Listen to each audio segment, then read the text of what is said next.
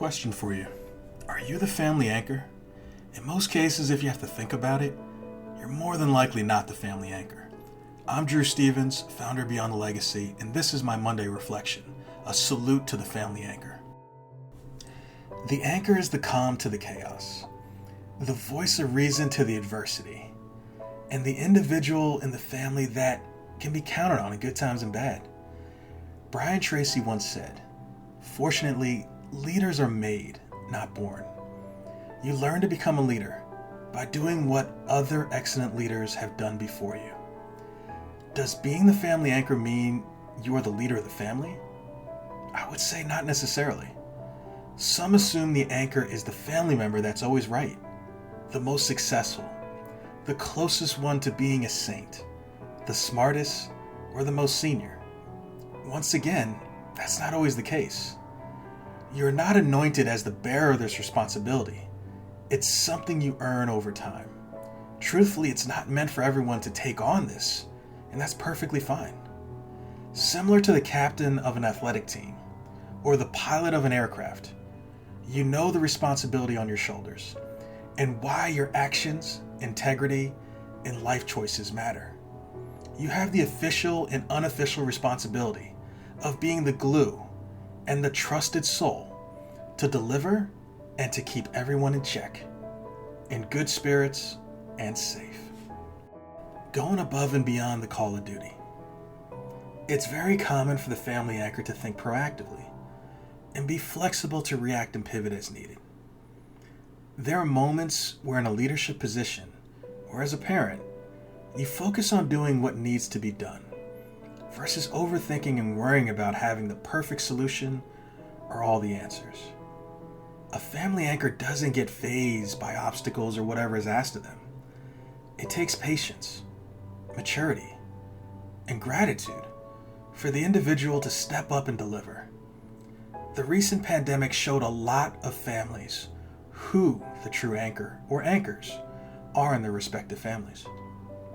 Speaking for myself, I've been the anchor in my family to my parents and my older sister since long before the pandemic. During the height of the pandemic, the onus was on me to think strategically and proactively to keep my parents and sister safe. I was the one shopping and delivering their groceries, taking them to any medical appointments, and checking on them daily, just to make sure that they were safe and in good health. Over the years, I've grown organically into this role, thanks to the experience and maturity. There's a lot that we do for family that stays under the radar, and it's done privately, without drawing any attention to it. In time, the actions and effort become second nature. As you reflect on life, you can't help but recognize all the things your parents and extended family have done for you. There is no price tag you can put on a tangible and intangible experience and things they provided. In life, you have two choices. Be grateful and return the gratitude, or live somewhere in the gray area in between grateful and ungrateful. You want to avoid using the words, "I wish I could have." When with each day we are blessed to wake up, you have the opportunity to change that narrative. Being the calm during adversity and moments of chaos. From the outside looking in, it may appear that the family anchor is calm, cool, and collected. For anyone that falls into this category, we all have our moments where we want to scream at the top of a mountain, take a baseball bat to random items in a junkyard, and vent our frustrations to anyone willing to listen. We are human.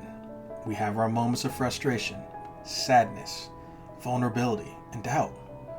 Some of us have a really good poker face and can look very stoic and unfazed.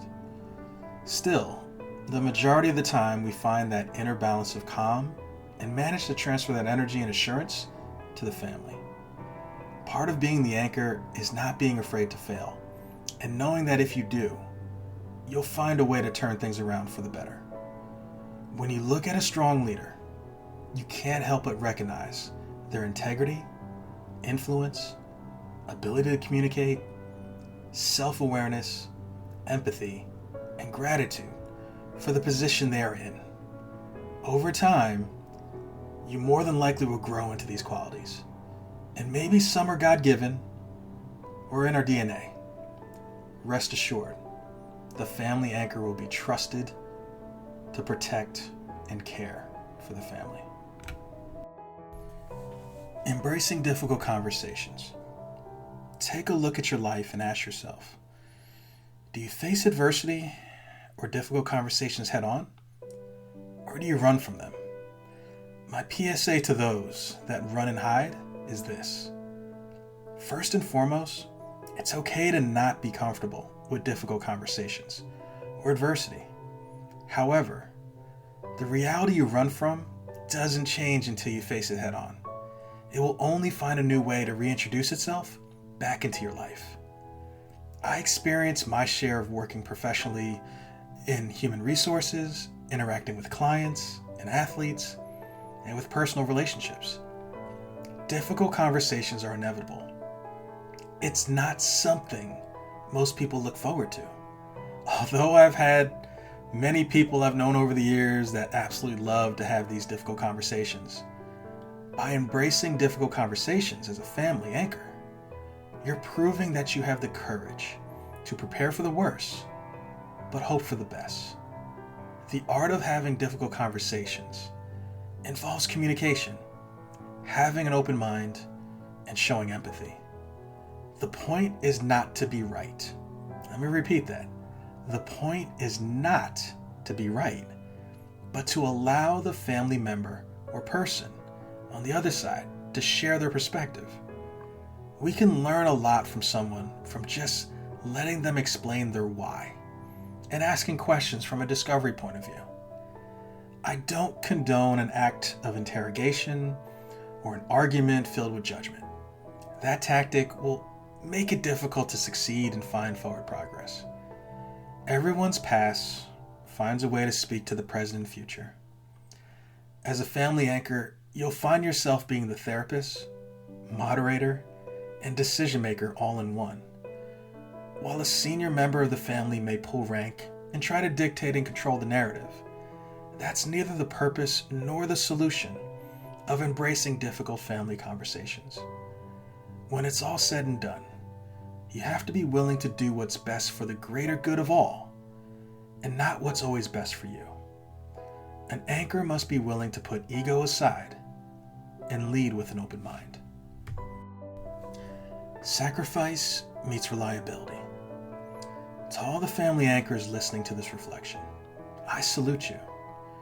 What you're about to receive is something some of you hear from time to time, and some of you may never hear it in a lifetime.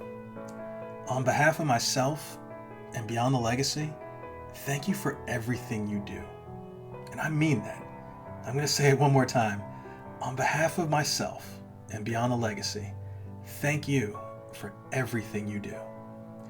When you self-reflect and see that while your friends, experiences, successes, and failures complemented the foundation of what your parents or family sacrificed for you growing up, your family played an enormous role in shaping the person you are today.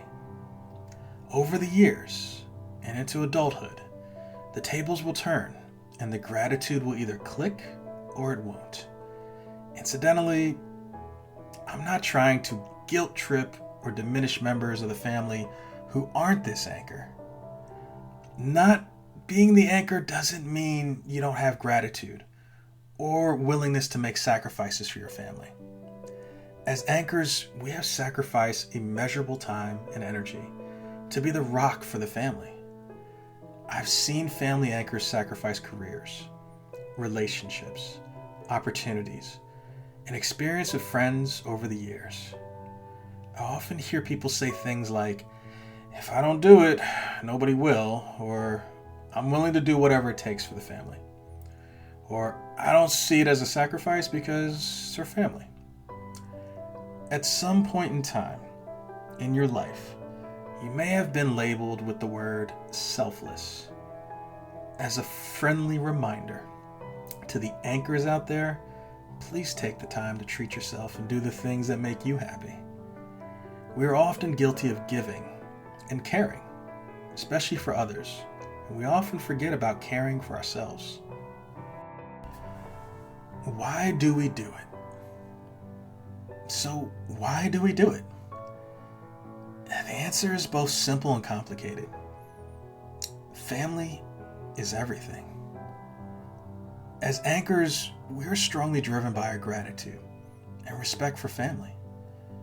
From my personal experience, I recognize and appreciate everything my parents have done for me and my sister. And I'm grateful that with everything that's going on in the world, they're in good health and have continued to remain safe. Time and experience has prepared me for tomorrow, and I don't regret any of the life choices I made over the years for family. I firmly believe that if you stay true to your core values and center your energy around the people and things that matter the most, you'll always be at peace with your life choices. In the end, life has taught me that careers come and go. Not all friendships and relationships last a lifetime. And all materialistic things we own stay here on earth when it's all said and done and we're gone.